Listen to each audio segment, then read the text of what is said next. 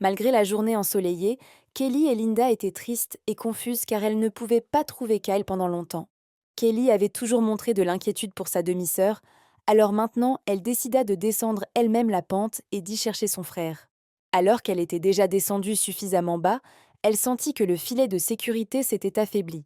Relevant la tête, la jeune fille découvrit avec horreur que sa sœur avait volontairement détaché le mousqueton, avec lequel sa corde était attachée à l'arbre. Kelly était effrayée, confuse et surtout, elle ne comprenait pas pourquoi il lui avait fait ça. Linda a crié qu'elle la détestait, et que sa demi-sœur lui a tout pris, même l'amour de son père et de son frère. En quelques minutes, la vie a défilé devant mes yeux. Elle se souvient du moment où elle a appris que le jeune entrepreneur Kevin avait été arrêté pour meurtre. Elle se souciait évidemment de lui, et cela rendait la situation insupportablement douloureuse.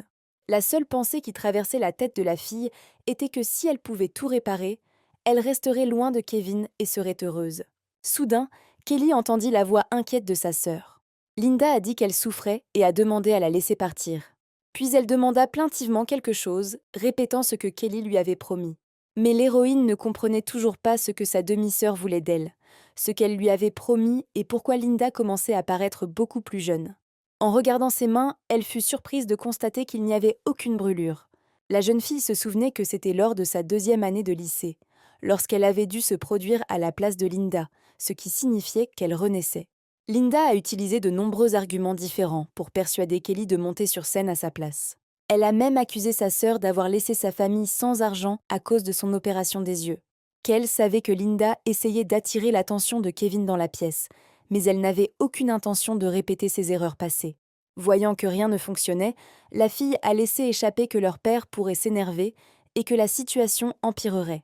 Malgré le fait que son père n'était pas son père biologique, l'héroïne l'aimait beaucoup, elle n'a donc pas pu résister à la dernière dispute.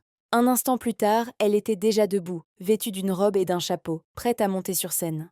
La sœur, ravie, rapporta avec joie qu'elle avait pris soin de tamiser les lumières à l'avance. Assise au piano, Kelly se souvient que dans sa vie passée, c'est après cette performance que Linda est devenue célèbre, ce qui a entraîné de nombreux problèmes. Elle doit trouver une solution de toute urgence pour que le passé ne se répète pas.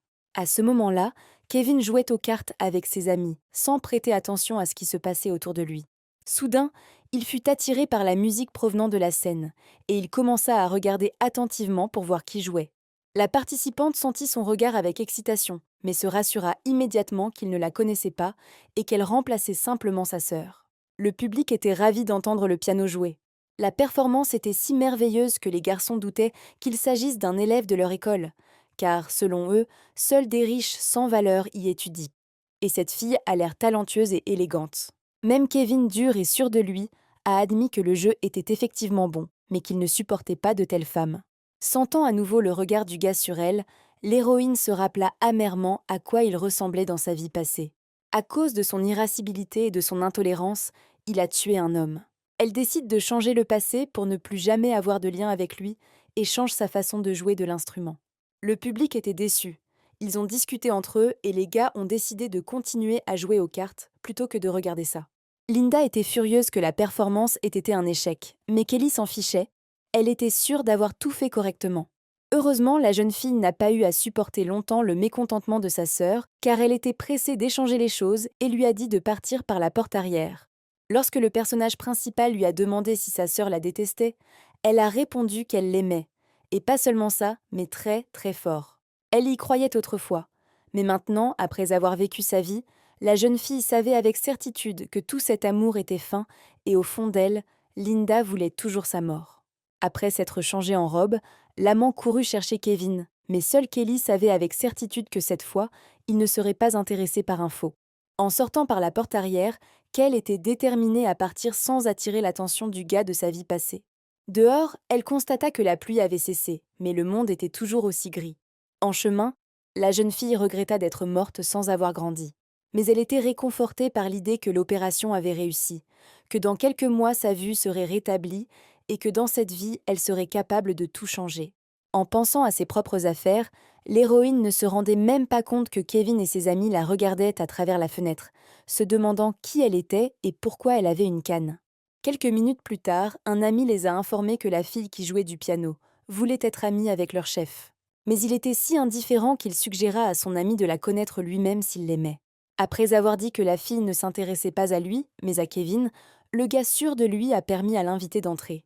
La jeune fille entra timidement dans la pièce et entendit immédiatement la voix de l'homme dont elle avait tant désiré attirer l'attention. Sans aucune salutation, il lui a demandé froidement et même avec arrogance si elle l'aimait.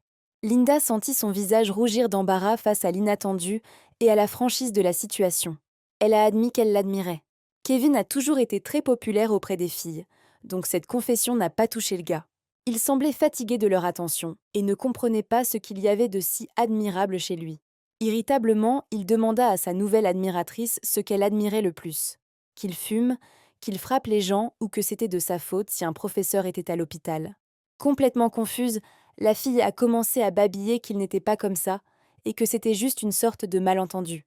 Ces paroles ont rendu le gars encore plus furieux. Il ne comprenait pas de quel malentendu il s'agissait si son dossier indiquait qu'il souffrait de neurasthénie. Linda avait entendu dire à plusieurs reprises qu'il avait un caractère difficile, mais elle ne savait pas qu'il était malade. Pensant qu'elle était déjà allée trop loin, elle s'empressa de dire que rien de tout cela ne lui importait. Après une telle déclaration, Kevin a décidé que l'admiration pour lui n'était qu'une couverture, et en fait, la fille avait besoin de son argent. Sans aucune cérémonie, il lui dit qu'elle ne recevrait pas d'argent de sa part et qu'elle devait partir d'ici le plus vite possible, car elle ne voulait pas perdre de temps avec des gens laids. Il a ensuite ajouté qu'il n'était prêt à sortir qu'avec des filles comme Molly. En partant, Linda rejoint ce qu'elle venait d'entendre et se souvint de cette même Molly, une élève de la 7e école voisine. Oui, elle avait entendu plus d'une fois que la belle était la petite amie de Kevin, mais elle préférait penser que ce n'était que des rumeurs. Ses pensées se tournèrent soudain vers sa demi-sœur, qu'elle blâmait toujours pour tous ses échecs. En se souvenant d'elle, Linda remarqua que Kelly était beaucoup plus belle que Molly. Il s'ensuit que si Kevin la qualifiait de laide par rapport à Molly, alors il s'avérait qu'elle n'était pas digne de tenir la chandelle à sa demi-sœur.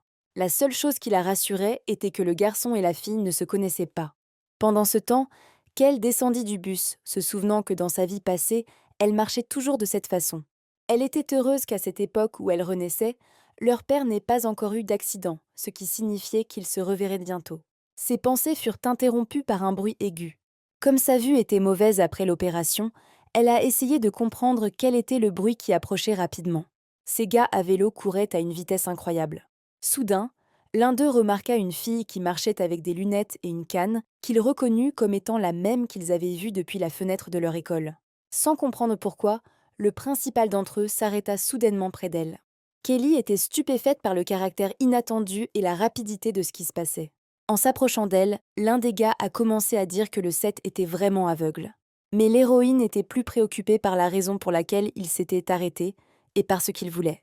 Il n'a pas fallu longtemps pour deviner, car la voix de Kevin s'est fait entendre, lui demandant ce qu'elle faisait dans leur école. Elle ne comprenait pas pourquoi, malgré tous ses efforts pour éviter de se rencontrer, leurs chemins se croisaient encore. Alors que la jeune fille était silencieuse, ne sachant pas quoi faire pour éviter de répéter les erreurs du passé, elle entendit qu'elle était considérée non seulement comme aveugle, mais aussi muette. Il lui sembla qu'une éternité s'était écoulée alors qu'elle se tenait entourée des garçons.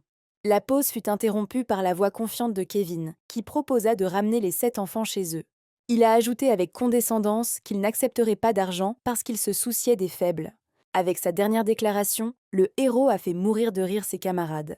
Kelly a prié pour être bientôt laissée seule. À sa grande surprise, Kevin se retrouva à regarder avec intérêt la fille qui se tenait devant lui.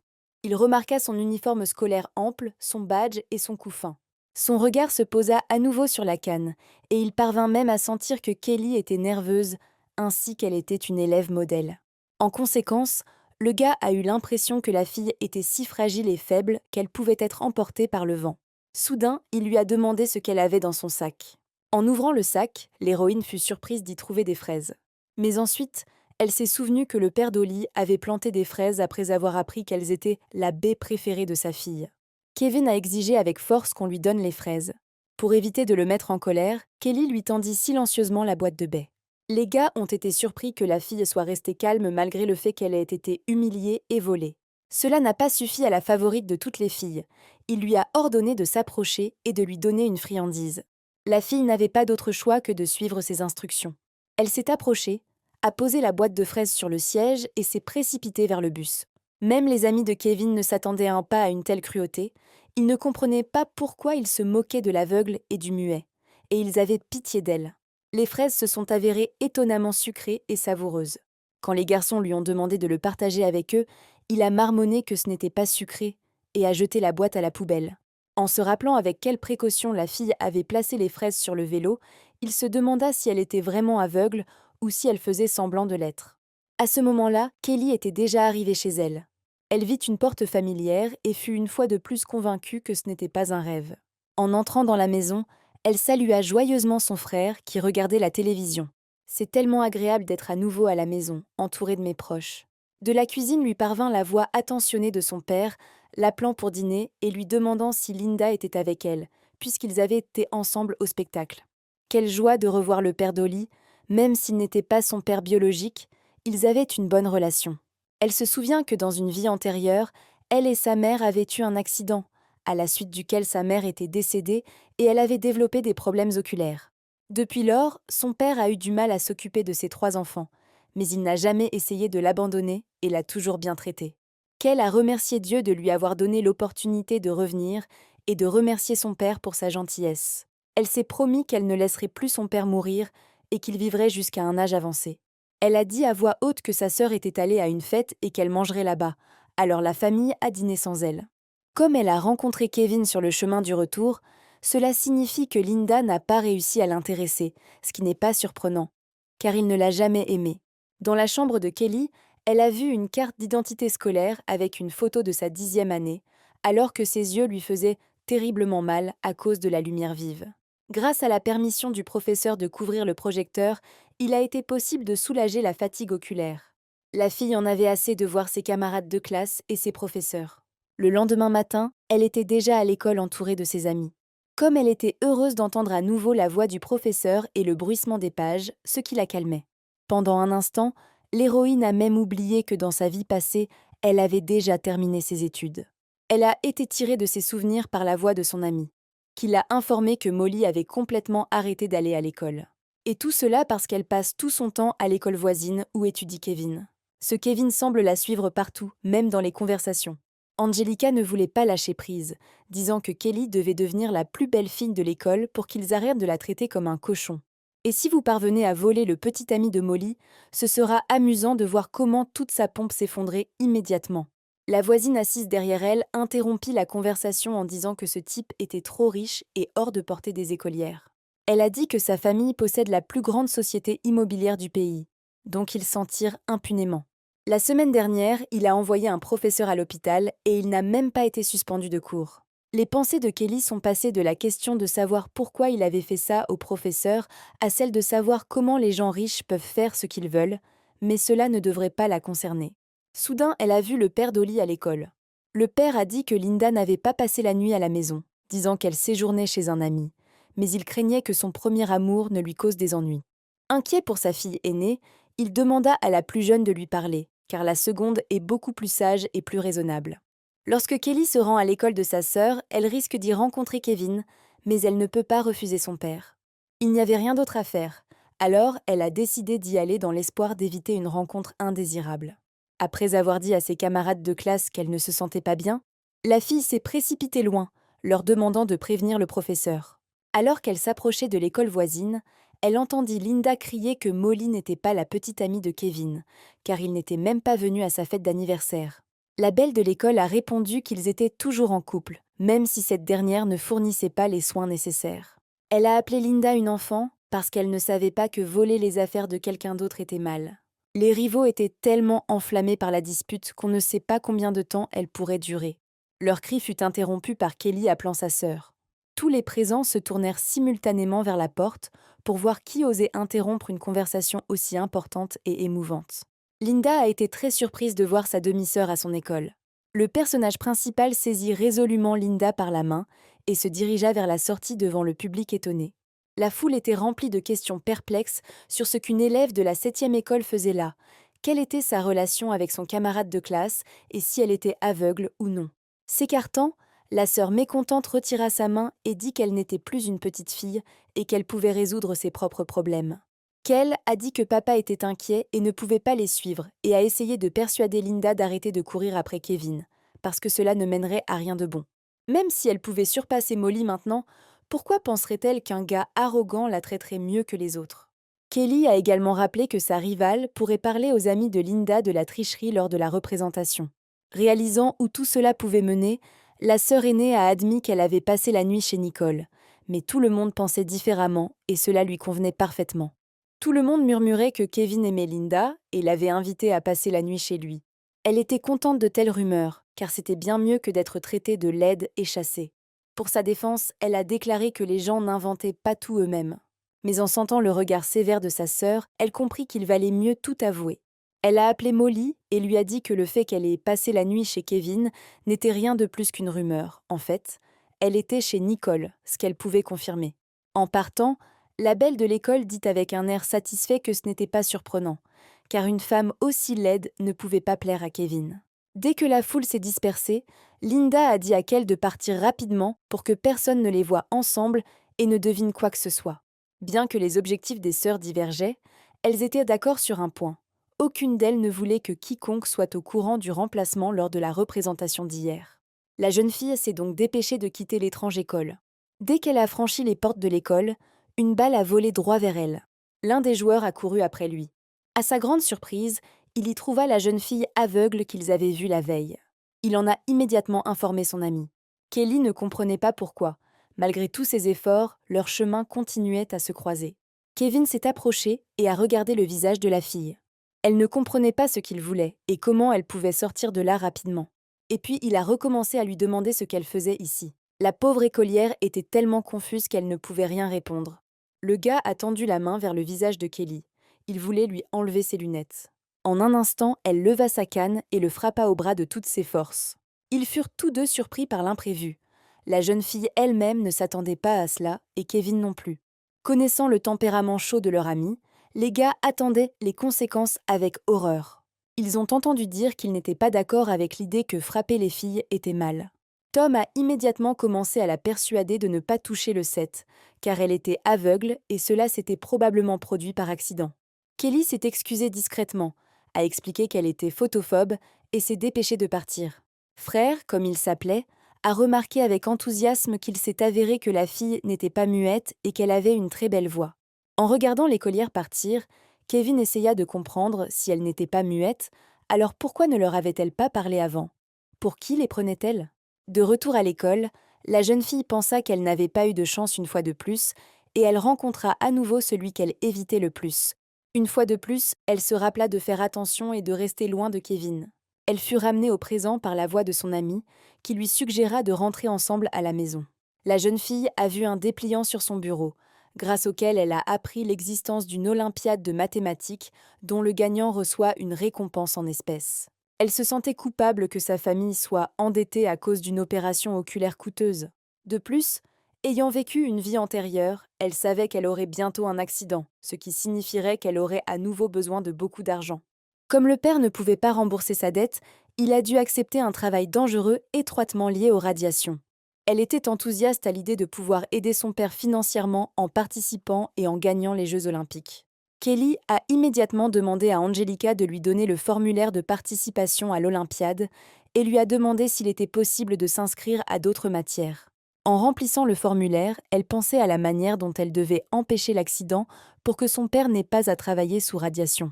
L'idée de participer à différentes Olympiades n'a pas fonctionné, puisque la prochaine n'était prévue que pour l'été, mais il était trop tard. Une amie voulait lui proposer de se produire dans une école voisine, en jouant du piano, mais se rappelant qu'elle avait des problèmes de vue, elle a décidé de garder le silence. En sortant et en constatant qu'il pleuvait, les amis décidèrent d'attendre le père d'Angelica, caché sous la canopée. Un camarade de classe a raconté des rumeurs selon lesquelles le petit ami de Molly n'avait pas assisté à sa fête d'anniversaire, mais maintenant il rassemble tout le monde dans le quartier le plus cher. Des voitures chères s'arrêtaient devant eux sans être remarquées.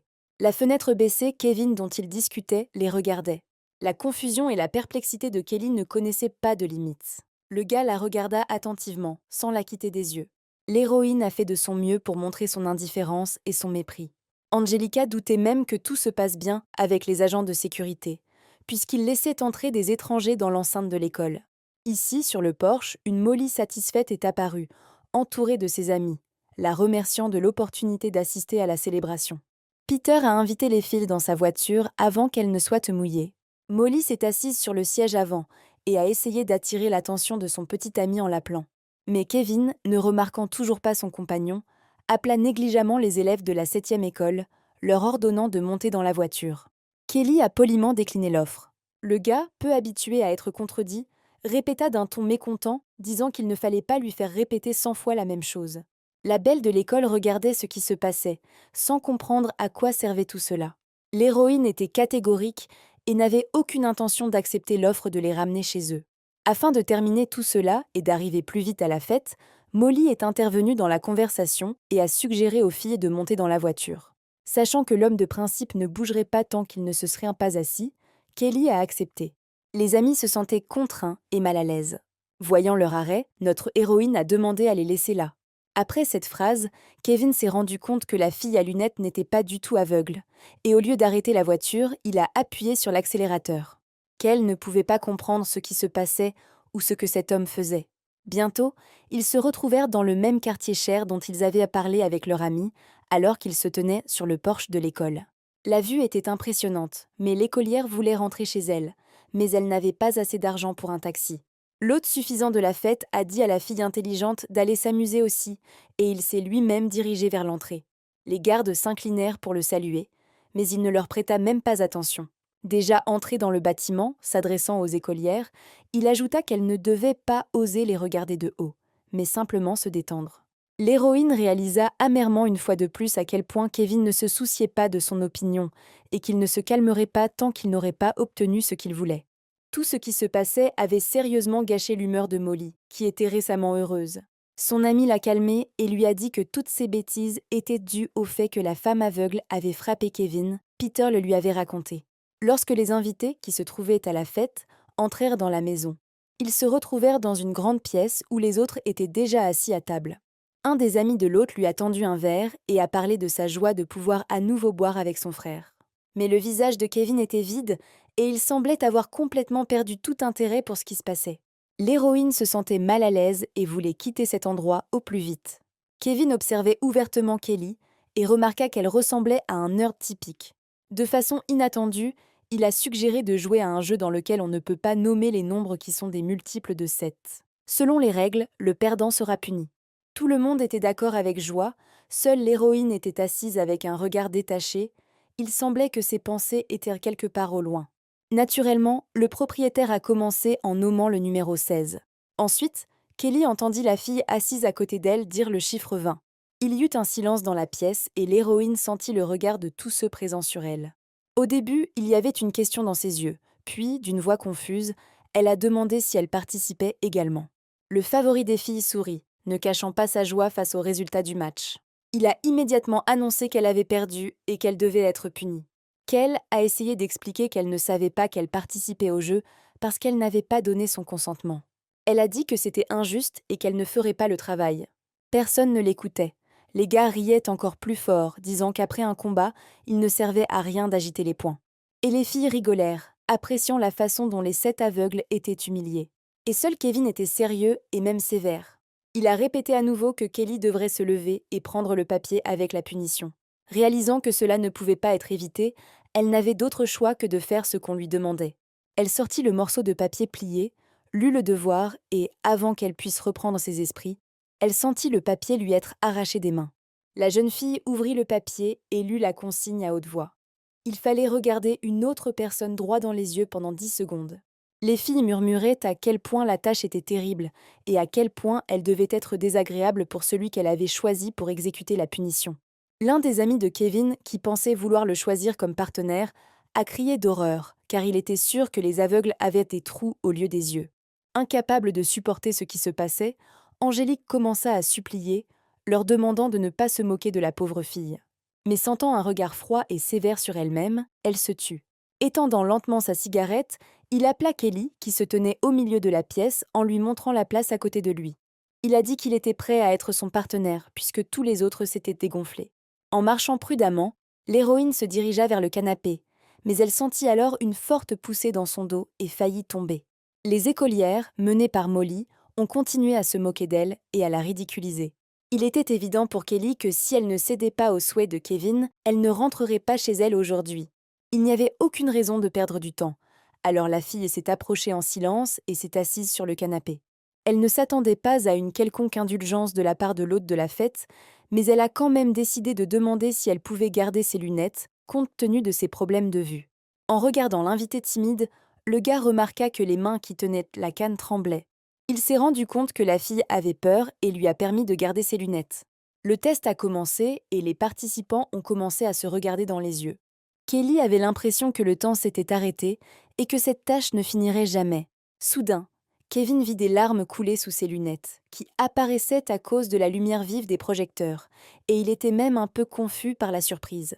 Dès qu'ils ont annoncé que le temps était écoulé, les amis des garçons ont couru vers eux pour savoir si tout allait bien.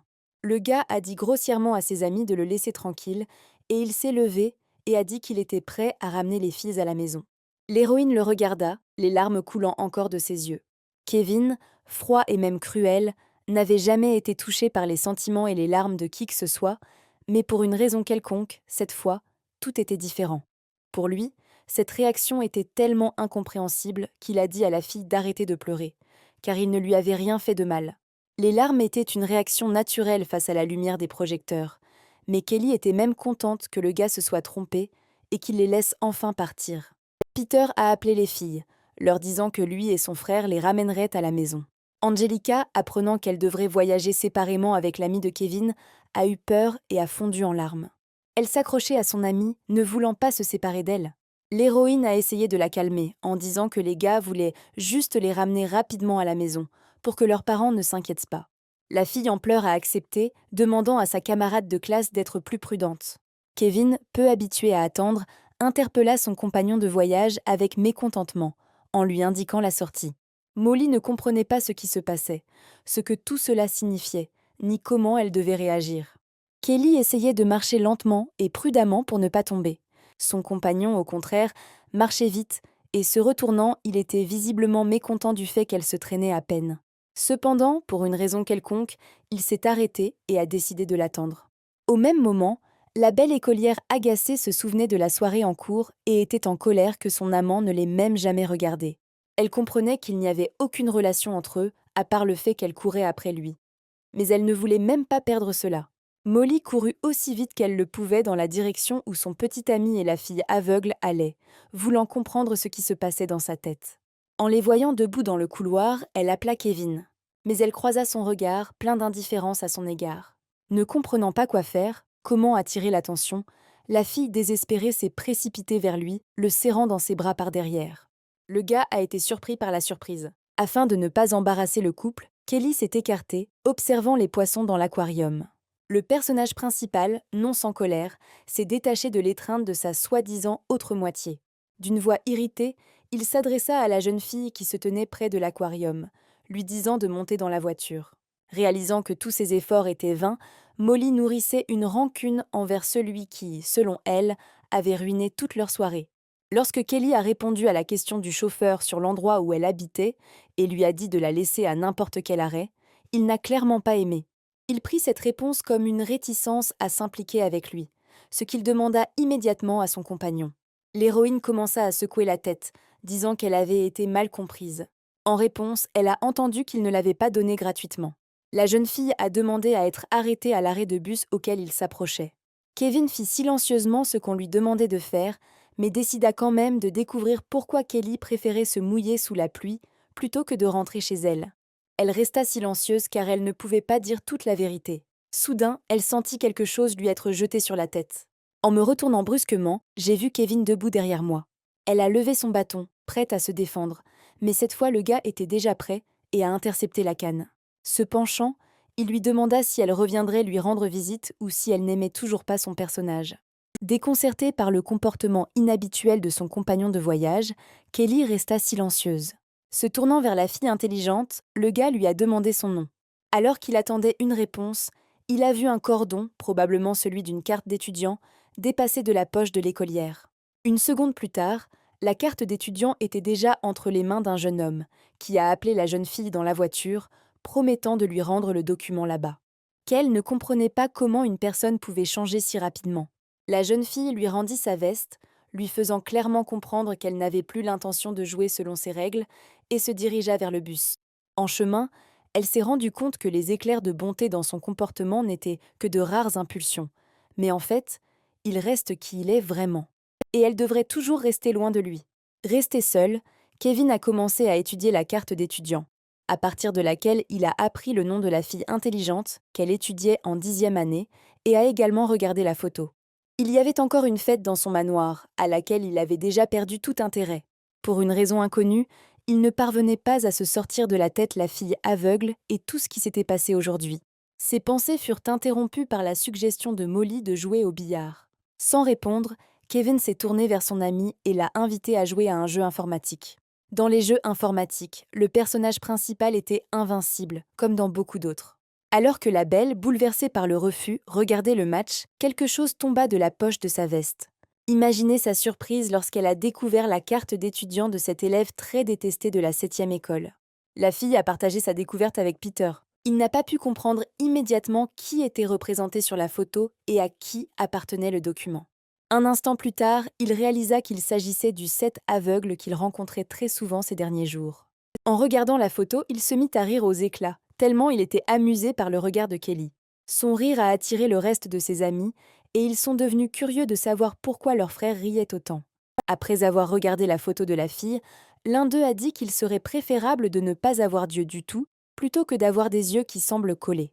Riant aux éclats, il n'a pas remarqué comment Kevin s'est précipité vers lui et l'a frappé en plein visage de toutes ses forces. L'indignation de Kevin ne connaissait plus de limites. Il arracha sa carte d'étudiant, regardant toujours son ami avec colère. Il n'était clairement pas préparé à une telle tournure des événements. Son visage exprimait la confusion et la peur. Enragé, Kevin a continué à battre le gars et on ne sait pas comment cela se serait terminé si Peter n'était pas intervenu, persuadant le premier d'arrêter. Le jeune homme a arrêté de frapper son ami, qui riait depuis peu, et lui a ordonné de sortir immédiatement de chez lui. En se dirigeant vers la sortie, le gars toujours en colère s'est tourné vers Molly, lui ordonnant de rendre sa veste. Alors que le personnage principal remettait sa carte d'étudiant dans sa poche, il dit nonchalamment à la fille que c'était fini entre eux. Elle refusa de croire ce qu'elle entendait et demanda donc à nouveau. Il rétorqua sèchement et répéta froidement ce qu'il avait dit auparavant. La belle de l'école a commencé à faire des déclarations, disant qu'elle ne lui permettrait pas de la traiter comme ça, qu'il ne la prenait pas pour qui elle était. En réponse à ses plaintes, Kevin a seulement répondu qu'il ne la prenait pour personne et qu'elle comprenait parfaitement quel genre de relation ils avaient. Il lui a demandé si elle s'intéressait à autre chose qu'à sa famille et à son argent. Elle n'avait rien à dire à cela, car il avait raison. Mais la fille n'était pas prête à l'admettre, et encore moins à rompre avec lui. En disant qu'il pourrait le regretter, elle s'est enfuie de chez elle. Assis sur le canapé et allumant une cigarette, l'hôte de la fête pensait à la soirée chargée qu'il avait passée. Ses amis ne comprenaient toujours pas pourquoi Kevin était si en colère contre une fille, mais ils n'osaient pas l'approcher et lui demander. Assis en silence, le gars a de nouveau sorti le document de la fille de sa poche et a commencé à regarder sa photo.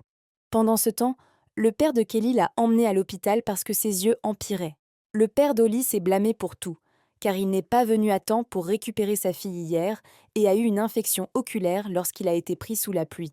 La jeune fille sourit et dit qu'elle devait simplement être plus prudente et que, selon le médecin, tout disparaîtrait dans quelques jours. Après avoir terminé toutes les affaires à l'hôpital, le père Oliver et sa fille rentrèrent chez eux. Profitant du fait que personne n'était à la maison, Linda a parlé au téléphone. Lorsqu'elle a appris la nouvelle de la rupture de Molly et Kevin, elle a crié, incapable de contenir ses émotions joyeuses. Le chef de famille, ayant entendu la fin de la conversation entre sa propre fille et son amie, lui demanda de quoi elle parlait. Prise au dépourvu, Linda réfléchit frénétiquement à la manière de mentir. Le père a dit à la fille de ne pas penser aux relations, que ses études devaient être passées en premier, car sans une bonne université, sa vie serait difficile. Quand il a dit que, s'il entendait des rumeurs à ce sujet, elle devrait penser qu'elle n'avait pas de père, la fille a dit qu'elle ne ferait jamais une telle chose. Se tournant vers Kelly, il l'avertit que la même chose s'appliquait à elle, ce à quoi il reçut une réponse ferme selon laquelle elle ne tomberait pas amoureuse trop tôt. Le lundi est arrivé et les élèves de la 7e école se sont alignés comme ils le faisaient chaque matin. Un ami a remarqué l'absence de carte d'étudiant autour du cou d'un camarade de classe et a demandé où elle était. La fille répondit calmement qu'elle l'avait perdue. Angelica a commencé à réfléchir fébrilement à la façon de sortir de la situation. Car en l'absence de carte d'étudiant, le professeur deviendrait furieux et déduirait des points à la classe. En plus de cela, cela vous fera également courir. L'héroïne était prête à subir n'importe quelle punition plutôt que de s'humilier à nouveau devant Kevin en lui rendant son document. Pour ne pas avoir de carte d'étudiant, l'enseignant a déduit 0,2 points de la classe. De plus, Kelly doit courir 1,5 miles après l'école et moins 3 points de sa note personnelle. D'un côté, ses camarades de classe étaient mécontents de la punition due à l'erreur de quelqu'un d'autre, et de l'autre, ils craignaient que courir ne lui fasse mal aux yeux. Après le cours, Kelly est sortie pour exécuter sa punition. Et puis les mêmes gars qui passaient à vélo l'ont revue. Peter ne put s'empêcher de rire lorsqu'il vit une fille avec des lunettes courir ou marcher rapidement. Enlevant son casque, Tom a dit au garçon qu'il avait entendu parler du règlement de la 7e école, selon lequel les élèves courent en guise de punition pour mauvaise conduite. Kevin a envoyé ses camarades pour découvrir ce que la fille apparemment diligente avait pu faire de mal. Bientôt, son frère est arrivé en courant, essoufflé, et a dit que la fille était punie pour ne pas s'être conformée à l'uniforme, ou plus précisément pour ne pas avoir de carte d'étudiant. Le personnage principal, après avoir garé son vélo, se dirigea dans la direction où il avait récemment vu Kelly courir. Fatiguée de son jogging, elle s'assit sur un rocher près de la clôture et se souvint qu'avant, lorsqu'elle dansait, elle pouvait facilement courir 2 ou 3 kilomètres. Aujourd'hui, en raison du manque d'activité physique dû à une maladie oculaire, son corps est devenu très faible et elle a du mal à parcourir même de courtes distances. Elle entendit une voix familière l'appeler par son nom. Les pensées sur la raison de sa présence ici et sur ce dont il avait besoin recommencèrent à tourbillonner. Elle n'eut pas besoin de réfléchir longtemps, car la silhouette de Kevin apparut devant elle, plaçant sa carte d'étudiant autour de son cou. À ce moment-là, il la regarda intensément dans les yeux, comme s'il voulait les voir à travers des lunettes noires. Il comprit qu'elle était punie à cause de lui et lui demanda pourquoi elle était si stupide. Sa question a vraiment intrigué Kelly. Elle ne comprenait pas comment lui, qui n'avait pas réussi un seul examen, pouvait la traiter, elle, l'une de ses meilleures élèves, de stupide. Cependant, il était absolument clair pour elle qu'il était en colère à propos de quelque chose. À propos de quoi exactement? Elle n'en avait aucune idée, mais elle préférait ne pas le mettre en colère. Debout devant lui et baissant la tête, elle s'excusa doucement. Avec cette action, la fille a complètement découragé Kevin, qui ne la comprenait pas complètement et pour qui elle était un mystère. Il lui demanda si elle le haïssait et le méprisait vraiment autant, mais il n'entendit pas de réponse. Ici, l'un des frères est intervenu, disant que la fille aveugle était la meilleure élève de la classe et que tous les élèves de sa classe étaient candidats à l'entrée gratuite à l'université. Et comme on le sait, les nerds méprisent toujours ces ignorants, à laquelle appartiennent les garçons. Le personnage principal était resté silencieux, ce qui a complètement mis en colère le riche, qui n'était pas habitué à un tel traitement. Incapable de contenir sa colère plus longtemps, il commença à crier à l'écolière d'arrêter de le regarder de haut. Kelly, qui n'était pas contente d'une autre rencontre depuis le début, s'est dépêchée de partir en silence, et Kevin, qui s'occupait d'elle, était tout simplement hors de lui à cause des sentiments qui l'envahissaient. Il a commencé à donner des coups de pied dans la pierre sur laquelle l'écolière punie s'était récemment assise après avoir fait son jogging, et a crié qu'elle n'était qu'une petite fille qui ne méritait pas son attention. Il avait besoin de se calmer. Il alluma une cigarette juste à la porte, où il ne passa pas inaperçu auprès des élèves de la 7e école qui avaient beaucoup entendu parler de lui. Ils admiraient sa beauté, mais discutaient en même temps de la nécessité d'être prudent avec lui, car il y avait des rumeurs sur son agressivité accrue et même son insuffisance. Entendant leur conversation peu flatteuse, Peter les menaça de problèmes s'ils disaient à nouveau quelque chose de semblable à propos de son ami. Voulant distraire Kevin, son frère l'a invité à aller tirer au stand de tir. Toujours perdu dans ses pensées, le jeune homme accepta la proposition de son ami. Même si Peter était proche, il n'entendait toujours pas la conversation entre Kevin et Kelly, et donc il ne comprenait pas ce qui avait tant bouleversé son ami. Alors il demanda prudemment si cette femme aveugle l'avait offensé. Sa question fut accueillie par un regard sévère et un avertissement selon lequel personne ne devrait plus mentionner les sept en sa présence. Pour sa part, il décida qu'il ne l'approcherait plus, puisqu'elle lui avait clairement fait comprendre qu'elle n'était pas intéressée par lui. Les gars sont venus au terrain d'entraînement, ont enfilé tous les uniformes requis, et le jeu a commencé. Les filles ne pouvaient pas détacher leurs yeux du beau Kevin, qui avait l'air encore plus masculin et attirant dans son équipement. Quelques minutes se sont écoulées. Le jeu s'est terminé, pourrait-on dire, avant même d'avoir commencé, car à part le personnage principal, Personne n'a même réussi à tirer un coup de feu. Il a lui-même tué tous les adversaires. Peter, assis en embuscade, ne comprenait pas comment Kevin avait pu tirer sur tout le monde si rapidement. Soudain, il entendit des pas et, se tournant vers le bruit, vit son coéquipier. Mais quelle ne fut pas sa surprise lorsqu'il découvrit qu'il pointait le canon de son arme sur lui. Même si tous ses attributs n'étaient pas réels et que ce qui se passait n'était qu'un jeu, Peter était envahi par la panique et la confusion quant à ce qui arrivait à son frère et pourquoi il voulait tuer un partenaire et non un ennemi. Aucune question ni aucun argument n'ont pu arrêter Kevin. Il a tiré à bout portant sur le gars déconcerté à plusieurs reprises et est parti. Pour tenter de découvrir la raison de ce comportement, les amis ont posé diverses questions mais n'ont reçu aucune réponse. L'un d'eux a alors eu l'intuition que la situation actuelle avec l'élève de la 7e école aurait pu avoir un tel impact sur leur frère. Il regarda attentivement le personnage principal et remarqua quelque chose d'inhabituel chez lui, quelque chose qui n'était pas typique pour lui. Et cela le frappa comme un choc électrique de penser que Kevin était tombé amoureux de cette fille aveugle. Alors qu'il réfléchissait, un inconnu s'est approché de lui et lui a demandé où il pouvait trouver Kevin. Ayant dit qu'il était probablement dans les toilettes, il a escorté l'invité, où ils ont effectivement trouvé le gars assis sur le canapé. La jeune fille ne perdit pas la tête et sortit une cigarette, la tendant au bel homme qu'elle voulait rencontrer.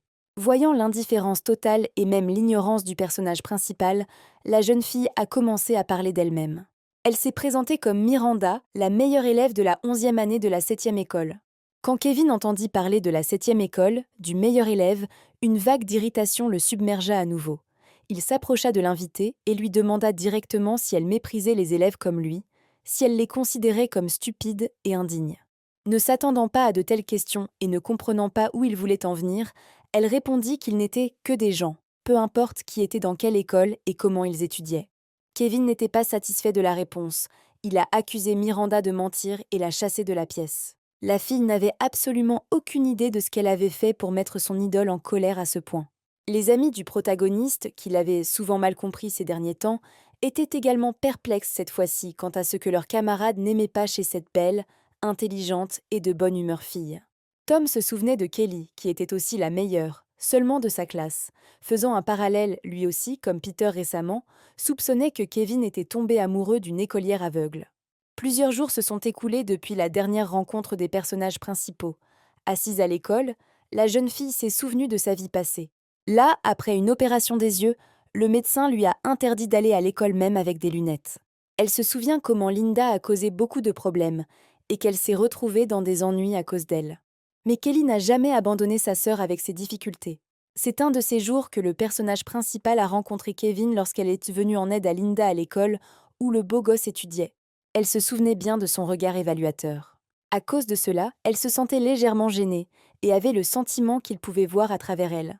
S'approchant très près, sans se présenter ni dire bonjour, il lui demanda immédiatement si c'était elle qui jouait du piano ce jour-là. À ce moment-là, Kelly était déjà au courant de la sympathie de Linda pour Kevin, et donc, ignorant sa question, elle a demandé à les laisser passer. Les sœurs s'éloignèrent précipitamment, et l'héroïne pensa à ce moment-là à quel point son idée de lui était fausse. Pour une raison quelconque, elle pensait qu'il était facile de lui parler, mais quand elle l'a vu en colère, elle a réalisé à quel point son opinion de lui était fausse. Dans cette vie, elle doit faire tout son possible pour qu'il la déteste. Se ramenant au moment présent, elle commença à se préparer pour l'Olympiade de mathématiques, car elle devait gagner et recevoir un prix en espèces. Puis elle entendit la voix d'un camarade de classe qui disait que Kelly avait peu de chances de gagner, car Miranda, de la 11e année, gagne chaque année. De plus, il y a des rumeurs selon lesquelles elle est amoureuse de Kevin, et pour l'impressionner, elle essaiera également de gagner cette année. L'héroïne a essayé de ne pas penser à tout cela, et de se concentrer sur la préparation des Jeux olympiques, car elle devait aider son père avec de l'argent. La journée d'école du vendredi était terminée, et les élèves attendaient à l'arrêt de bus leur bus. Pierre, en passant, vit Miranda et l'appela. Elle s'est approchée de lui et lui a demandé comment ils allaient, après quoi le gars a demandé à Kevin s'il pouvait emmener la fille. Mais elle a dit qu'elle écrivait l'Olympiade demain, et qu'elle voulait donc passer la nuit dans un hôtel pour ne pas avoir à voyager loin, promettant de montrer quelque chose d'intéressant quand elle gagnerait. Kevin n'était absolument pas intéressé par ce dont il parlait à côté de lui. Il a vu Kelly à l'arrêt de bus. Elle se tenait seule, sans prêter attention à personne. Le gars a remarqué qu'elle ne se souciait toujours de personne. Il la regarda attentivement, sans la quitter des yeux, si bien que la fille ne put s'empêcher de le ressentir. Elle voulait s'enfoncer dans le sol, juste pour éviter d'être à nouveau à côté de lui. Kevin a vu que l'écolière tenait un manuel de mathématiques et a deviné qu'elle participerait également à l'Olympiade. Il se tourna vers Miranda et lui demanda où et quand avaient lieu ces Jeux olympiques. Ayant appris l'endroit et l'heure exacte, le conducteur a appuyé sur l'accélérateur. Son ami fut tellement surpris par l'intérêt qu'il lui montra qu'il lui demanda s'il allait vraiment y aller. En réponse, il a vu Kevin sourire en coin, qui a dit qu'il voulait voir l'échec spectaculaire. Le jour des Jeux olympiques est arrivé, les participants se rassemblaient déjà lentement dans la salle, Kelly était également là. Soudain, des gars à vélo sont apparus à la fenêtre et ne pouvaient pas passer inaperçus. Les filles leur ont immédiatement prêté une attention accrue. L'héroïne, qui avait déjà vu ces motos auparavant, a immédiatement deviné de qui il s'agissait, malgré le fait que les conducteurs portaient encore des casques. À l'entrée, ils ont été accueillis par un agent de sécurité qui les a informés qu'un événement important se déroulait dans le bâtiment et qu'ils n'étaient pas autorisés à entrer. Les gars qui s'approchèrent du bâtiment ont commencé à rire de Kevin et de ses amis, disant qu'ils étaient habillés comme des gangsters et qu'ils ne seraient probablement pas autorisés à entrer. Ils discutaient bruyamment de leur apparence disgracieuse et du fait que, s'ils voulaient avoir l'air présentable, ils devraient conduire une voiture plutôt qu'une moto. Mais comme ils ne lisent rien de normal, comment pouvaient-ils le savoir? Ne voulant plus entendre de telles déclarations sur lui-même, Tom voulait venir s'occuper des gars intelligents, mais son ami lui a demandé de ne pas créer de problème qui ne plairait pas à son frère. Quand Kevin a dit qu'ils étaient venus soutenir leur ami, l'agent de sécurité lui a demandé son nom. Soudain, le beau jeune homme remarqua Kelly, qui avait observé secrètement ce qui se passait à travers la fenêtre pendant tout ce temps. À ce moment-là, Miranda accourut et, disant qu'ils étaient ses amis, leur demanda de la laisser passer.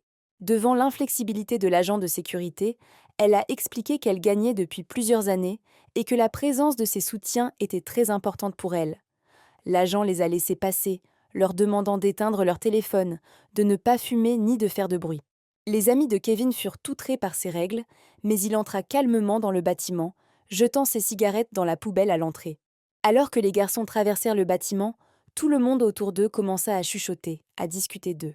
Ils ont continué leur chemin sans faire attention jusqu'à ce qu'ils remarquent une fille portant des lunettes assise à l'écart des autres. S'approchant silencieusement du banc, le personnage principal s'assit à côté de Kelly. Tout en montrant de l'indifférence avec toute son apparence, elle ressentait intérieurement de l'excitation et de la confusion quant à la raison pour laquelle il s'était assis à côté d'elle, alors qu'il y avait de nombreux sièges vides autour.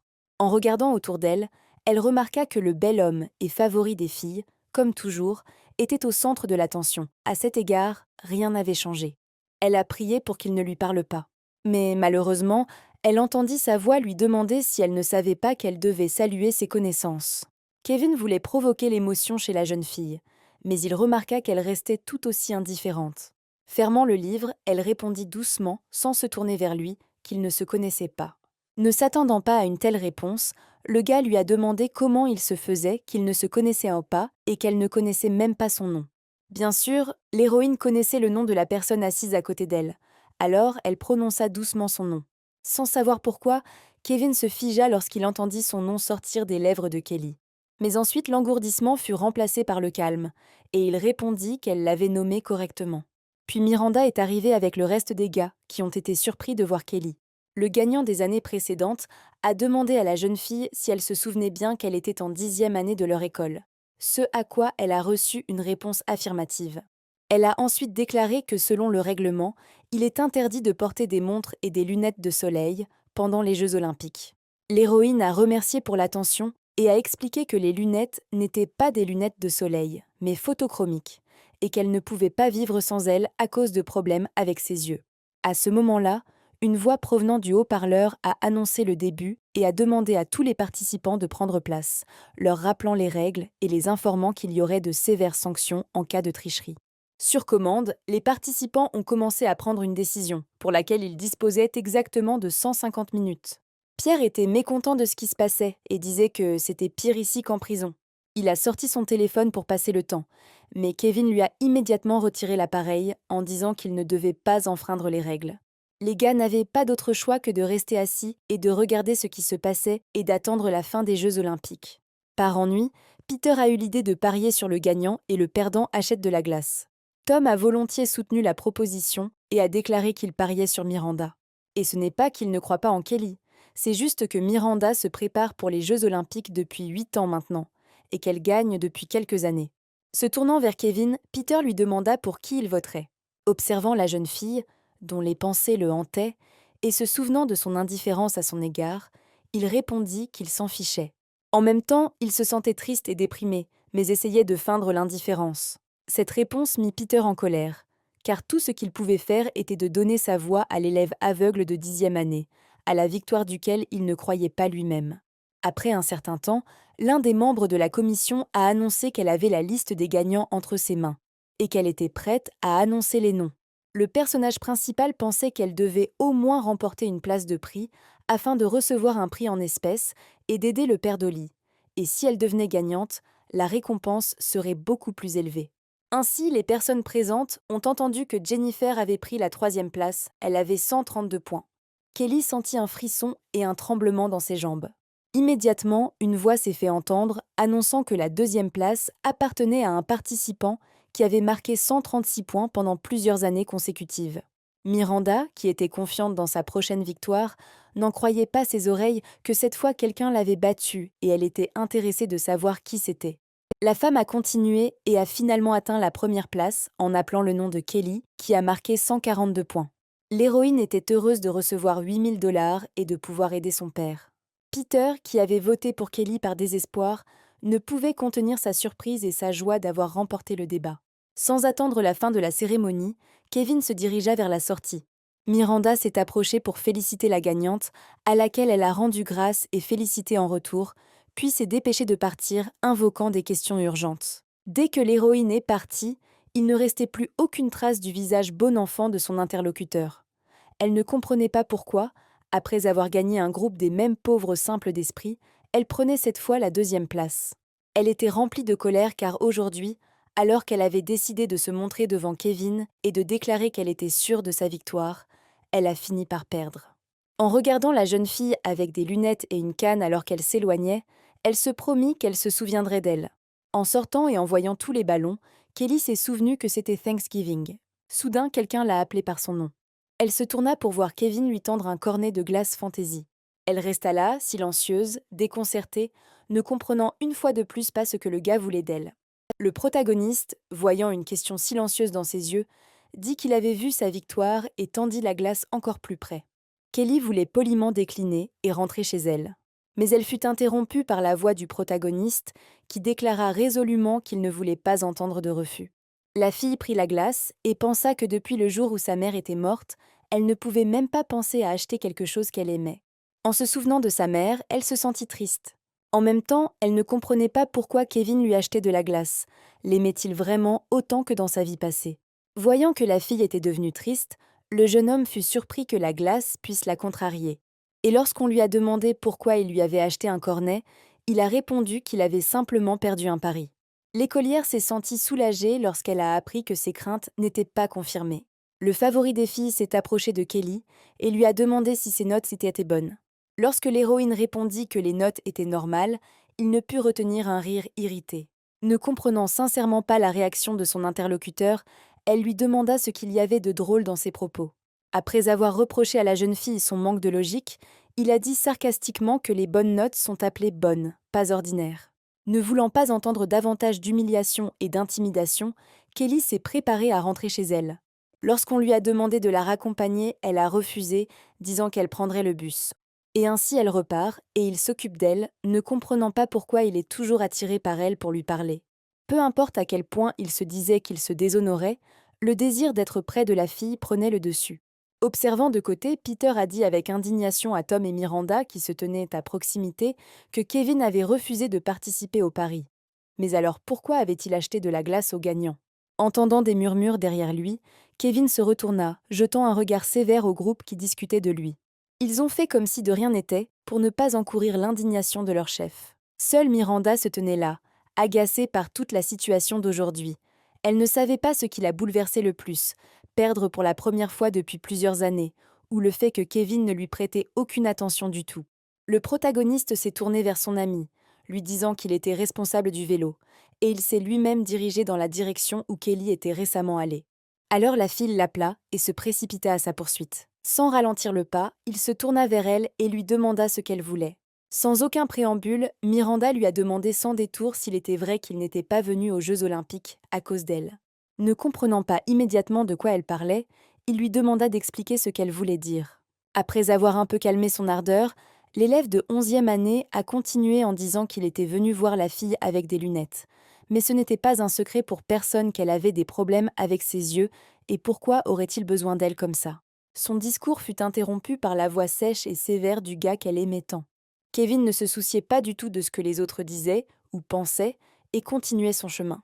Ses amis, qui soupçonnaient déjà l'étrange intérêt du héros pour le nerd de la 7e école, recevaient de plus en plus de confirmations de leurs soupçons. Le bus a klaxonné pour annoncer le départ, et le chauffeur a demandé aux passagers d'avancer plus loin dans le bus et d'être prudents pendant que les portes se fermaient. Une voix se fit entendre dans la cabine nous demandant d'attendre. Un homme beau et mince est apparu à la porte du bus, ayant réussi à sauter dedans au dernier moment. Kelly se demandait ce qu'une personne riche avec une voiture et un vélo pourrait faire dans les transports en commun. Le chauffeur s'est tourné vers le passager qui était entré et lui a dit qu'il devait acheter un billet. Bien sûr, Kevin, qui utilisait les transports en commun pour la première fois, n'avait aucune idée de comment s'y prendre ni du prix du trajet. Naturellement, il n'y a eu aucun changement dans les poches. Il tourna la tête et vit Kelly regarder ce qui se passait. S'approchant d'elle, il lui demanda si la jeune fille intelligente voulait payer pour lui. En réponse à sa question, la fille lui a dit qu'il ferait mieux de rentrer chez lui. L'homme, sans réfléchir à deux fois, a sorti un gros billet de son portefeuille et l'a mis dans la machine.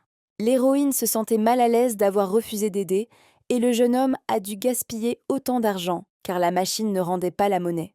Le bus a finalement commencé à bouger, et Kevin, après avoir payé son billet, s'est rapproché de Kelly. En chemin, il se lamentait sur le fait qu'il y avait tant de monde, et où tout le monde allait, ce à quoi la fille ne réagissait pas du tout, restant silencieuse. Soudain, le bus a fait un brusque mouvement, et la jeune fille a percuté le passager assis à côté d'elle. À ce moment précis, elle sentit la main forte de quelqu'un saisir la sienne. Réalisant que c'était Kevin, elle essaya de retirer sa main, mais ce fut en vain. Puis elle ordonna d'un ton exigeant de la laisser partir immédiatement. En réponse, elle a entendu une question sur sa capacité à se tenir debout si on la lâchait, à laquelle la jeune fille a hoché la tête en signe d'approbation. Une fois de plus, le bus freina brusquement et cette fois, Kevin sentit une poussée par derrière. Se retournant, il commença à menacer grossièrement le gars qui l'avait accidentellement touché. Lorsque le passager a commencé à dire quelque chose en réponse, le personnage principal est devenu furieux. Voir Kevin dans cet état a rappelé à Kelly sa capacité à perdre rapidement le contrôle et ce qu'il pouvait faire dans un tel état. Sa peur et son anxiété ne sont pas passées inaperçues, le protagoniste s'est penché et l'a rassurée en lui disant qu'il ne lui ferait rien de mal. Aucun mot ne pouvait la faire se sentir moins effrayée par l'homme qui se tenait à côté d'elle. Le reste du voyage s'est déroulé calmement. Les jeunes ont roulé en silence, Kevin se tenait toujours à côté de la fille, comme pour la protéger des autres. Enfin, l'arrêt nécessaire qu'attendait l'héroïne, pour qui le temps dans le bus semblait une éternité. Elle avança, mais entendant un bruit. Elle se retourna et vit que le gars, qui n'était pas habitué à de tels voyages, était malade et ne se sentait pas bien. Sa sympathie fut immédiatement remplacée par la pensée que personne ne l'avait forcé à la poursuivre. En regardant la fille, Kevin vit qu'elle tenait toujours la glace dans ses mains, qui avait commencé à fondre. Encore une fois, ne comprenant pas ses actions, il lui demanda pourquoi elle ne mangeait pas de glace. La fille a commencé à chercher une excuse, mais le jeune homme n'a pas attendu, lui a pris le cône des mains et l'a jeté dans la poubelle. Une fois de plus, Kell était convaincue de son despotisme et de son arbitraire. Elle ne comprenait pas son comportement, quand il donnait parfois, reprenait parfois, malgré le fait qu'on ne lui demandait ni l'un ni l'autre. La seule chose qui la calmait était qu'elle n'avait aucune intention de communiquer davantage avec lui et le laissait donc faire ce qu'il voulait. L'héroïne a demandé à Kevin de lui donner sa main. Bien que le gars ne comprenne pas pourquoi, il n'a pas discuté et a tendu la main. L'écolière lui a mis un bonbon au citron dans la paume de sa main, lui disant de le manger et que cela le ferait se sentir mieux. Après lui avoir dit au revoir, elle se dirigea vers la maison. Kevin resta là, déconcerté. Il n'était pas habitué à ressentir une telle inquiétude sincère. Il serrait fermement le bonbon, comme s'il s'agissait du trésor le plus précieux du monde. Reprenant ses esprits, il appela bruyamment Kelly qui s'éloignait et, la rattrapant, lui saisit la main. La fille effrayée se retourna avec impatience. Le gars a immédiatement posé la question qui l'intéressait sur ce qui était arrivé à ses yeux. Elle a dit qu'elle avait eu un accident et que ses yeux avaient été endommagés. Après avoir demandé si elle pouvait voir sans ses lunettes maintenant et avoir reçu la réponse que l'éblouissement blessait les yeux de la fille, il lui a demandé de fermer les yeux et d'enlever ses lunettes. Le personnage principal savait que le gonflement de ses yeux avait déjà disparu et qu'il n'était plus différent des yeux normaux. Elle ne comprenait pas pourquoi il voulait la regarder sans lunettes. Kelly dit à voix haute que ses yeux semblaient étranges maintenant, tout comme sur l'uniforme de son élève, qu'ils étaient laids et qu'elle ne devait pas les regarder. Tenant toujours la main de la fille, Kevin dit qu'il ne la croyait pas et voulait la regarder. Mais voyant la réaction de la fille, il la laissa partir. Avant que son compagnon ne puisse penser à autre chose, l'héroïne se mit à courir aussi vite qu'elle le pouvait dans son état actuel. Après avoir regardé Kelly partir, le jeune homme a examiné le bonbon que la mystérieuse et incompréhensible fille lui avait donné. En mettant le caramel dans sa bouche, il se souvint de leur conversation dans laquelle l'héroïne parlait de ses yeux étranges et laids. Il a également noté que ce n'était pas aussi ennuyeux qu'il le pensait. Serrant un emballage de bonbons dans son poing, il se rassura en se disant que ce n'était pas grave s'il ne voyait pas la fille sans lunettes, et peut-être était-il vrai qu'il n'y avait pas de beauté céleste là-dedans. La gagnante des Jeux Olympiques vient de rentrer chez elle et a remis avec joie la carte contenant ses gains à son père. Le père d'Olly, après avoir dit combien il était fier de sa fille, a refusé l'argent, lui suggérant de le dépenser pour acheter des vêtements. La fille a insisté sur le fait qu'elle avait suffisamment d'argent de poche et lui a demandé de ne pas refuser la carte, ce à quoi le chef de famille a répondu qu'il était capable de subvenir lui-même aux besoins de la famille. Kelly regardait son père non biologique avec gratitude. Elle sentait toujours qu'il était très gentil avec elle. Après avoir laissé la carte sur la table du salon, la jeune fille se rendit dans sa chambre. Elle a continué à essayer de trouver comment elle pourrait gagner un peu d'argent supplémentaire pour aider sa famille. Rien ne lui vint à l'esprit. Alors elle jeta un coup d'œil à la boîte qu'elle gardait sous son lit. Prenant la boîte avec précaution et révérence, elle l'ouvrit et commença à raconter aux objets à l'intérieur depuis combien de temps ils ne s'étaient pas vus et combien il lui manquait. Le médaillon de sa dernière représentation lui a rappelé de tristes souvenirs. Si elle n'avait pas participé à cette compétition à ce moment-là, il n'y aurait pas eu d'accident et sa mère serait restée en vie, si elle ne l'avait pas protégée.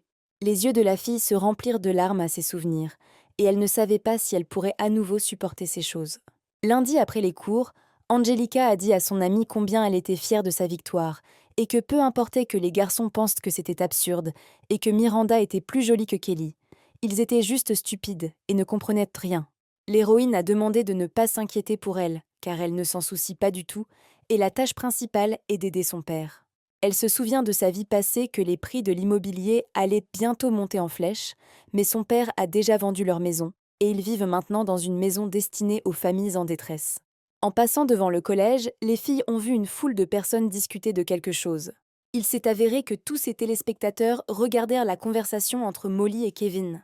La belle de l'école l'a supplié de reprendre leur relation, promettant de ne plus commettre d'actes irréfléchis. Mais aucun mot ni argument n'a ému le gars, et il lui a dit de partir. Kelly ne voulait pas regarder tout ça, et elle voulait encore moins revoir Kevin, alors elle a demandé à son amie de partir de là. Angelica, comme les autres, s'intéressait à la façon dont cette conversation allait se terminer et pourquoi Kevin parlait avec condescendance à Molly, dont tous les gars du quartier rêvaient, et qui d'autre pouvait-il aimer si ce n'était cette beauté? La fille pleurait, essayant de comprendre contre qui il l'avait échangée. Était-ce vraiment la nerd Miranda qui n'était même pas digne de lui tenir tête? Voyant l'indifférence et l'inflexibilité de la part du gars qui l'intéressait, elle a commencé à se souvenir de leur relation en disant qu'elle ne croyait pas que cela ne signifiait rien pour lui. Son monologue hystérique fut interrompu par le personnage principal, qui lui dit qu'elle avait tort de se considérer meilleure que tout le monde. Et se tournant vers Pierre, il lui demanda s'il avait une photo avec lui. En un instant, l'ami sortit un médaillon de sa poche, l'ouvrit et le montra à l'écolière en pleurs. Il a ajouté que Kevin aime la fille sur cette photo, mais Molly n'est clairement pas à la hauteur d'elle. Et de plus, son ami est déjà vraiment fatigué d'elle, il devrait donc rester loin. En voyant son médaillon, qui était dans la boîte la nuit précédente, Kelly ne comprenait pas comment Peter l'avait obtenu. Le favori des filles est passé à une communication plus grossière et a chassé la fille qui se tenait toujours à côté d'elle. Après ces mots, Molly s'enfuit en larmes. Angelica, s'attendant à quelque chose d'intéressant, a appelé son amie à la maison avec déception. L'héroïne était toujours tourmentée par la question de savoir comment le médaillon s'était retrouvé entre de mauvaises mains. Il s'est avéré que Kevin lui-même n'avait aucune idée d'où son ami avait obtenu cette petite chose, à laquelle il a dit que la fille qui jouait du piano lui avait donné ce bibelot, qui s'est avéré contenir une photo à l'intérieur. D'après la conversation, Kel comprit que le médaillon avait été offert au gars par Linda, sa demi-sœur. Pendant ce temps, Peter persuadait son frère de regarder la fille sur la photo, belle comme un ange. Au premier coup d'œil, Kevin a été stupéfait par l'incroyable ressemblance entre la jolie fille dans le médaillon et la fille à lunettes. Il a recréé l'image de Kelly dans son esprit. Et puis j'ai regardé à nouveau la photo et je n'ai pas compris pourquoi elles étaient si semblables. Son ami n'arrêtait pas de dire à quel point la fille sur la photo était mignonne et belle, lui demandant s'il était d'accord avec lui. Le personnage principal a accepté et a admis que la fille était en effet belle. Kelly, disant à Angelica qu'elle avait des affaires urgentes, se précipita chez elle. Lorsqu'elle entra dans la pièce, elle découvrit que la boîte avait été ouverte, que tout avait été jeté et que la robe et le médaillon avaient disparu. C'était la dernière robe que sa mère avait confectionnée, il était donc important pour elle de la récupérer. Alors elle suivit sa sœur dans sa chambre et exigea qu'elle lui rende ce qu'elle avait pris sans permission. Linda avait l'air surprise et innocente, et a dit qu'elle ne comprenait pas de quoi il parlait. Quelle amertume à ce moment-là de réaliser qu'il s'agissait de sa sœur, celle qu'elle avait tant aimée dans sa vie passée, et pour laquelle elle avait été défigurée. Maintenant, elle se reproche de n'avoir jamais douté d'elle, mais maintenant, dans cette vie, il n'y a plus de concession. Cette fois, sans faire de cérémonie avec sa sœur, elle demanda directement pourquoi elle avait apporté le médaillon à Kevin. Était-ce vraiment pour lui plaire ? Peu habituée à ce genre de traitement de la part de Kelly, Linda a commencé à crier que toutes ces accusations étaient sans fondement et que si elle ne s'arrêtait pas, elle ne pourrait pas se porter garante. D'une voix calme mais ferme, l'héroïne dit que cette robe était la dernière que sa mère avait cousue avant sa mort et que le médaillon contenait leur dernière photo ensemble et qu'elle était prête à tout pardonner sauf cela. Linda n'avait jamais vu sa sœur comme ça auparavant. C'était comme si elle avait été remplacée et donc, incapable de mentir plus longtemps, elle a admis qu'elle était allée à la fête d'anniversaire et avait emprunté la robe. Elle a crié que si elle avait quelque chose comme ça, elle n'aurait pas à emprunter à quelqu'un d'autre, et en général, à cause des yeux de Kelly, ils vivent si mal puisque tout l'argent sert à rembourser la dette de l'opération. Rassemblant toute sa volonté dans un point, le personnage principal dit de la même voix d'acier qu'elle se souvenait de tout ce qu'elle devait à son père, mais qu'elle ne lui devait personnellement rien, car elle avait déjà reçu presque tout ce qu'elle avait. La fille se souvenait comment elle jouait du piano, et Linda voulait en faire autant, mais la famille ne pouvait payer que pour qu'un seul enfant prenne des cours, et Kelly refusa pour le bien de sa sœur. Après être passée à la danse, pour une raison quelconque, Linda a dû y aller à nouveau, et encore une fois la fille a refusé pour le bien de sa sœur, s'entraînant à la maison, et elle a arrêté au bout d'un mois, incapable de supporter les douleurs musculaires après l'entraînement. Ne voulant plus écouter la dure vérité, la demi-sœur se mit à crier, fermant la bouche de l'héroïne. Kelly a menacé que si elle ne récupérait pas ses affaires, elle irait elle-même voir Kevin et les lui demanderait.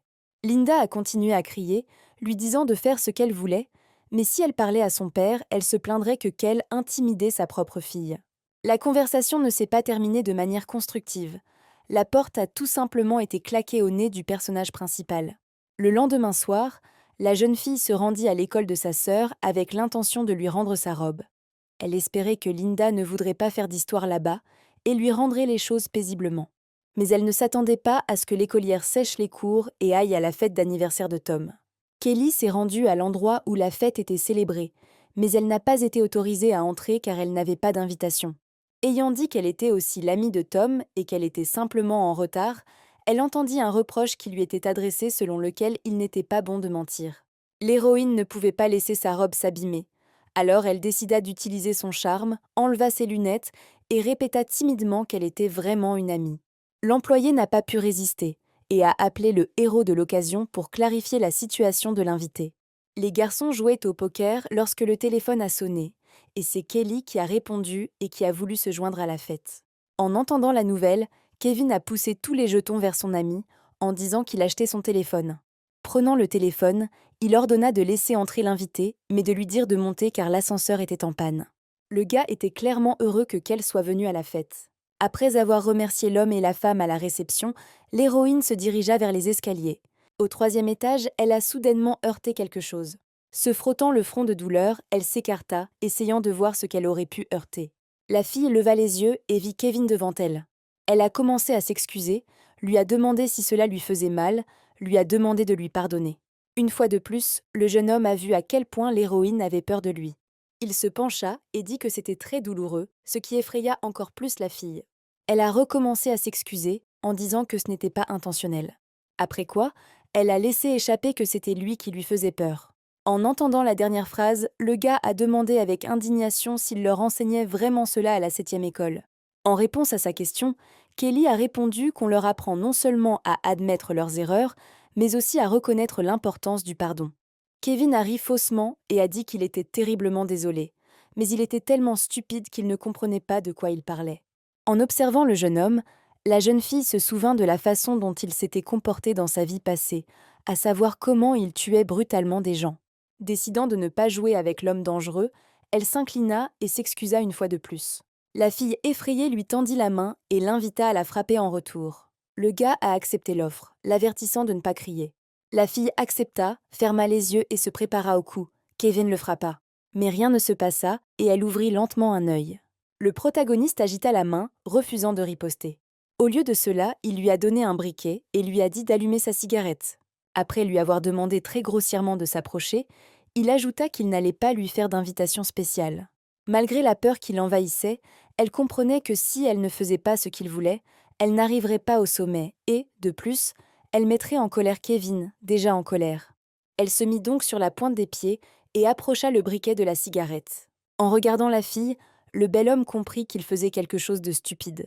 Kelly rendit rapidement le briquet et courut à l'étage. Resté seul sur le palier, Kevin pensa qu'il ne devait plus se croiser et qu'il ne devait plus la regarder.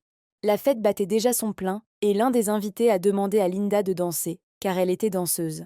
Mais la jeune fille elle-même savait que, contrairement à sa sœur, elle ne dansait pas, mais faisait des grimaces, alors un plan lui est venu à l'esprit pour salir sa robe et éviter la honte. Ses pensées furent interrompues par la voix de Kelly qui l'appelait. La fille s'est approchée de sa sœur et lui a dit qu'elle lui donnait exactement 5 minutes pour se changer et lui rendre sa robe. Après quoi, elle se tourna vers Pierre et, s'excusant, lui demanda de lui rendre le médaillon qu'il lui avait montré la veille. Le gars ne comprenait pas ce que Kelly avait à voir avec la chose que Linda lui avait donnée. Voyant l'humeur sérieuse de sa sœur, Linda lui prit la main et d'une voix douce lui demanda de s'écarter et de parler. Restée seule, toujours avec la même voix douce, la jeune fille persuada Kelly de lui prêter la robe pour une journée, en disant qu'elles étaient sœurs et qu'elles devaient s'entraider, et qu'elle ne pouvait pas rendre le médaillon, car alors elle la regarderait de travers. Encore un flot de mensonges et d'excuses, mais maintenant tout cela n'a pas touché le personnage principal. Maintenant tout est différent, et donc, Kel n'a pas cédé à la persuasion et a exigé qu'elle rende la robe et qu'elle aille chercher le médaillon. Elle a ajouté qu'elle dirait au garçon que ce n'était pas Linda qui jouait du piano à ce moment-là, et qu'en plus de cela, elle volait les affaires des autres.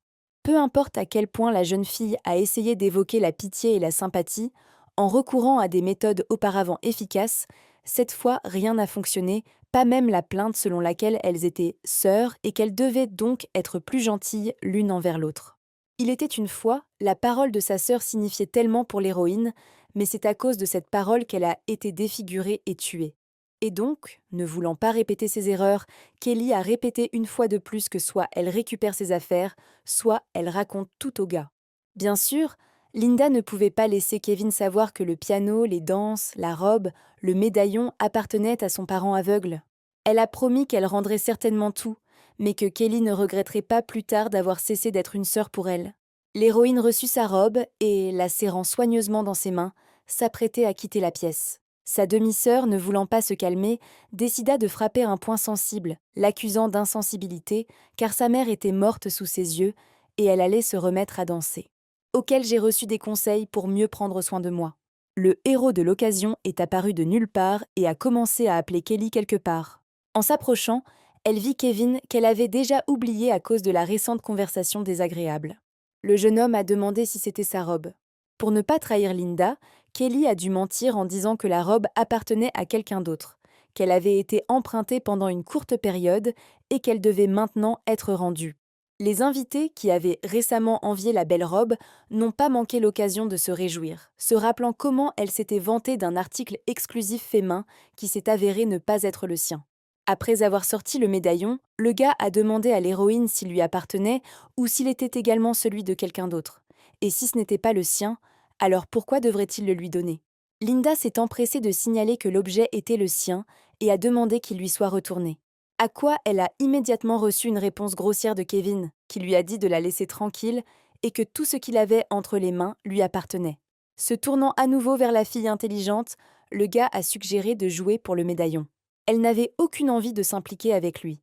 Mais comme il y avait une photo de sa mère à l'intérieur du médaillon, elle ne pouvait pas permettre qu'il reste entre les mains de telle personne, et lui demanda donc quel genre de jeu il proposait. L'essence du jeu était de deviner quel nombre sortirait, moins de 123 ou plus de 456. Tenant les dés prêts, il annonça les conditions dans lesquelles, s'il gagnait, le médaillon serait remis à Kelly. S'il perdait, elle devrait lui acheter le petit déjeuner pendant une semaine. L'un des amis a essayé de murmurer au chef de l'entreprise que le jeu était injuste, puisque la fille ne pouvait pas battre son ami au dé. Réalisant qu'il n'y avait pas de discussion possible et que leurs chances étaient égales, elle accepta, espérant avoir de la chance et pariant sur le plus petit. Le jeu a commencé et la tension est montée. L'héroïne observait attentivement les mouvements de Kevin alors qu'il secouait les os. Il a essayé de comprendre pourquoi le médaillon était si important pour elle qu'elle avait accepté le pari, malgré le fait qu'elle le détestait tellement. Il semblait que tout le monde s'était figé pendant un moment pendant que le jeu se déroulait. Il y eut un silence. Le jeune homme s'arrêta et suggéra à la participante d'ouvrir elle-même la porte. Contrôlant à peine ses émotions, elle s'approcha et ouvrit lentement les os. Voyant la disposition, elle resta silencieuse un moment. Et quand j'ai réalisé que j'avais gagné, je n'ai pas pu contenir ma joie.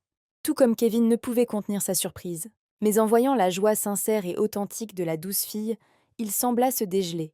Et il confirma calmement sa perte en remettant le médaillon à une Kelly heureuse.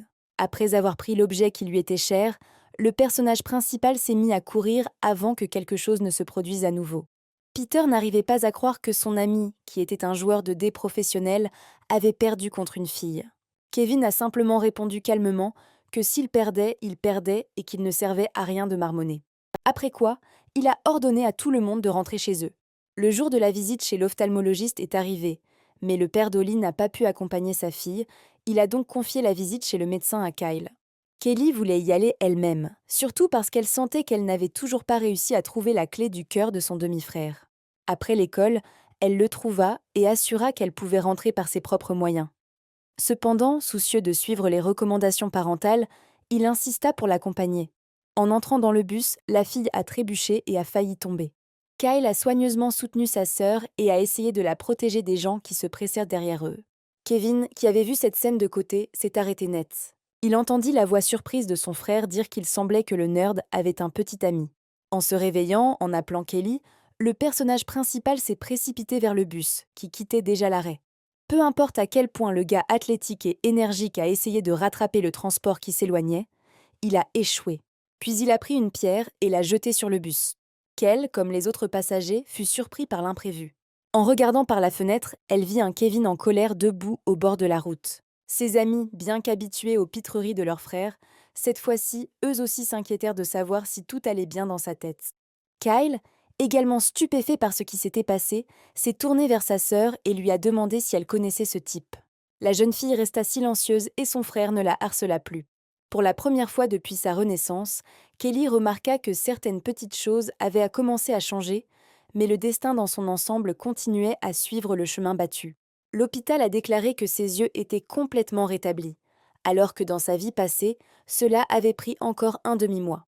Elle se souvenait que Linda faisait souvent des tours qui, tôt ou tard, entraîneraient une infection dans ses yeux.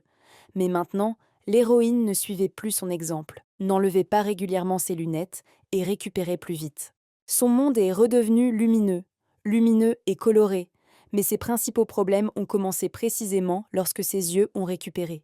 Et ainsi, elle remit ses lunettes, rendant tout autour d'elle à nouveau gris, mais se donnant résolument le mot d'ordre de changer son destin. Pendant ce temps, les gars ont essayé de calmer leur chef, lui ont acheté un verre et lui ont proposé de le calmer.